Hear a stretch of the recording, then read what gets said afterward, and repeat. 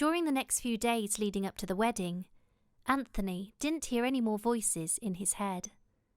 Melissa was positively bouncing off the walls with anticipation, and Clinton Eva just watched, enjoying her happiness. Anthony tried to be amorous one night, but Melissa rebuffed him. She knew he was disappointed and put her finger over his lips and softly said, "I want to wait until our wedding night, my love. Believe me, I'll be worth the wait." Anthony nodded, knowing she was right. She was definitely worth the wait. On the morning of their wedding, Melissa's phone rang. She was in the shower, and Anthony glanced at it to see who it was. His eyes opened wide as he picked it up. "Hello?" he said warily. The representative for the adoption agency was very excited. "Hi, is Melissa there?" "No, this is her fiancé. We're getting married today." "Oh, congratulations! Is she available?"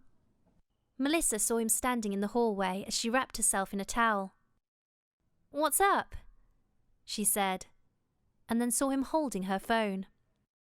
"It's for you," he said, stone-faced. She took the phone from him and said, "Hello." Anthony walked away, and the woman on the other line said, "Melissa, I have exciting news. You asked about infants who needed a home, but you also said you wanted a child who stood out, one who called out in a way. Remember?" "Yes, I did say that. Do you have one?" "Yes, but unfortunately it's not an infant. It's a little girl." Melissa's heart fell. "Oh." The woman continued, "I think you should see her. She's exactly the kind of child you described. Please, just come visit her once. That's all I ask. She needs someone to love her." "All right, I'll be there in an hour." Anthony was waiting in the living room when she walked in. She could tell he was angry. "Are you going to tell me?" he asked, his eyes blazing. Melissa lowered her eyes. "I'm sorry. When Eva and I were out the other day getting everything set, I just had to stop there. I didn't think they'd call so fast. Please, Anthony, I want a child with you. Don't you want one with me?" His face remained stone-like.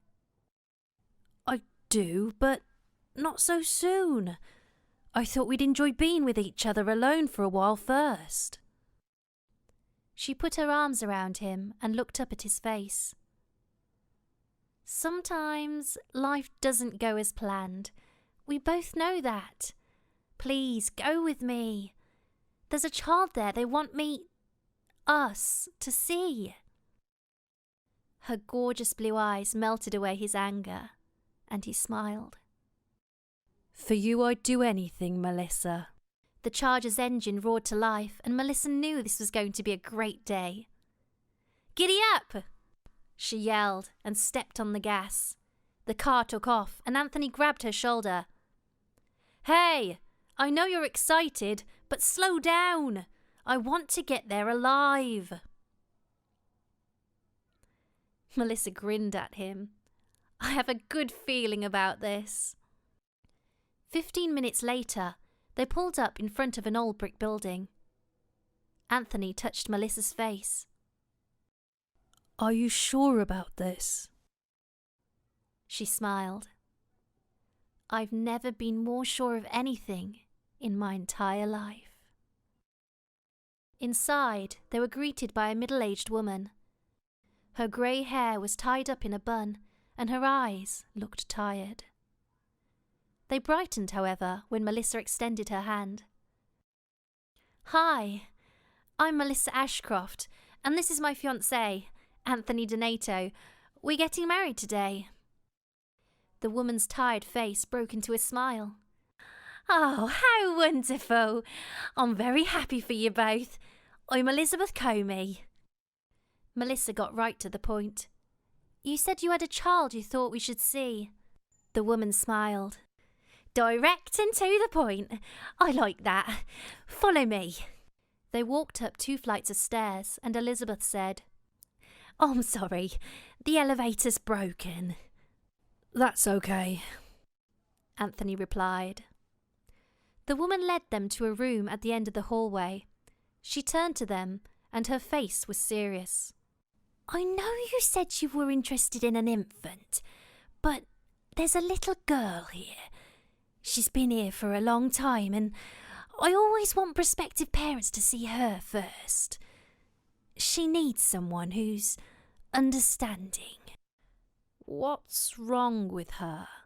Anthony asked, warily. Elizabeth Comey frowned. Nothing's wrong with her. It's just that she doesn't speak. What happened to her? Melissa asked. Elizabeth Comey's eyes lowered. She came to us broken and afraid. Her mother was beating her regularly and she was so frail and sad. Oh no, Melissa whispered, feeling tears in her eyes. That's terrible. The poor girl. Why is she still here? Anthony asked. The woman wiped away tears of her own. No one wants to take the time needed to get through to her.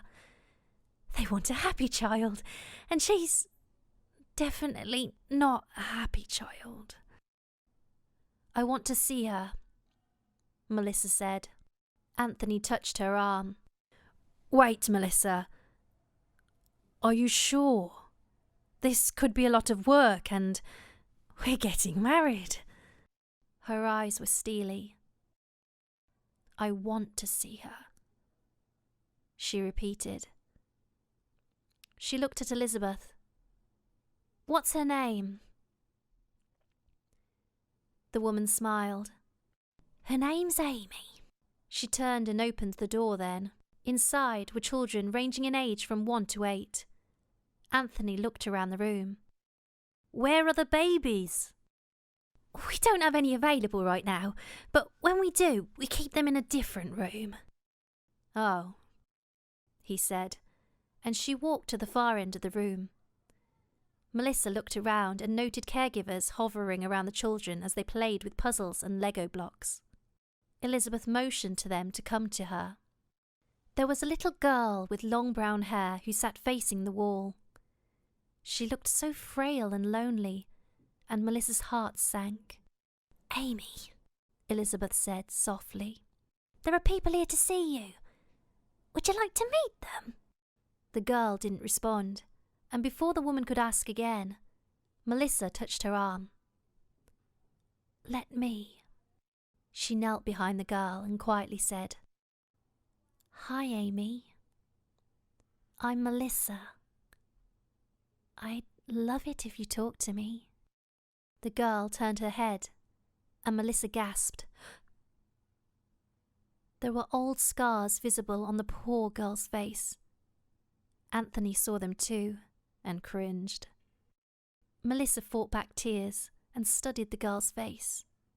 Her big eyes were the loveliest shade of brown she'd ever seen, but looked so incredibly sad. Her full lips and high cheekbones told her that this sad little girl would grow up to be a beautiful woman. Melissa reached out and touched her skinny arm. Her eyes opened wide in panic, and she pulled her arm back and hugged herself, facing the wall again. Melissa felt her heart breaking. I'm not going anywhere, Amy. I'm here for you. You're safe with me. The little girl slowly turned and looked up at Melissa. Her eyes filled with tears and she whispered, You won't hurt me like my mummy did. Melissa stifled a cry and whispered, No, I'd never hurt you. Please, believe me. Elizabeth turned to Anthony and whispered, "This is incredible. She hasn't talked to anyone since she came here." Amy reached up and Melissa smiled as the girl's small hand touched her cheek. Her eyes stared intensely into Melissa's. After long seconds, she pulled her hand away and said, "I believe you." Melissa wiped away tears she couldn't stop. "Why, Amy? Why do you believe me?" The girl smiled, which shocked Elizabeth. It was the first time she'd ever seen the girl smile. "Because..." Melissa needed to know why Amy trusted her. "Because why?" "Because you're an angel." Anthony's jaw dropped, and he stepped forward and knelt by Melissa. "How do you know she's an angel, Amy?" The girl stared at Anthony like he was crazy. "I just know. I can see it in her eyes." Melissa looked at Anthony. "Can we? Please say yes." He nodded, and she turned again to the girl. "Thank you for saying I'm an angel, but all I want to be is your mother, Amy. Would you like that?" Amy looked at Anthony, and Melissa held his hand and said, "Anthony and I are getting married today. You'd be living with both of us." The little girl turned her attention to Anthony and studied his eyes. A smile slowly spread across her face, and she suddenly lunged at him and wrapped her arms around his waist. He stared up at Elizabeth in shock, and her mouth was hanging open. Anthony held the frail girl as she shivered against him. "It's okay, Amy. Melissa and I won't let anyone hurt you ever again." She wouldn't let go of him, and Melissa stood up and turned to Elizabeth. "We want her. How do we make this happen?" The woman seemed flustered by what was happening. We need to get your financials and send someone over to check the living conditions first. If everything's acceptable, then you can become her foster parents in 2 weeks. It would be on a trial basis, of course." "Fine," Melissa said, determined to see through as fast as possible. "Whatever you need." Elizabeth gently touched Amy's shoulder. She cringed and clung tighter to Anthony. "Amy," she said, "I need to go fill out some paperwork with these people. I'm sorry, but you need to let go now." She looked up at her eyes full of tears. "No! Go away!" Melissa squatted by Amy, and the girl looked at her fearful. "Amy," she said softly, "I promise you we'll do everything we can to have you live with us. You believe me, don't you? You said I was an angel, and you know that angels never lie, right?" The girl's lower lip quivered.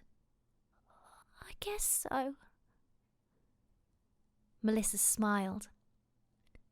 "Then you need to let go of Anthony." Amy looked into Anthony's eyes, and he fell in love with her at that instant. "You promise you'll come back for me?" she whispered.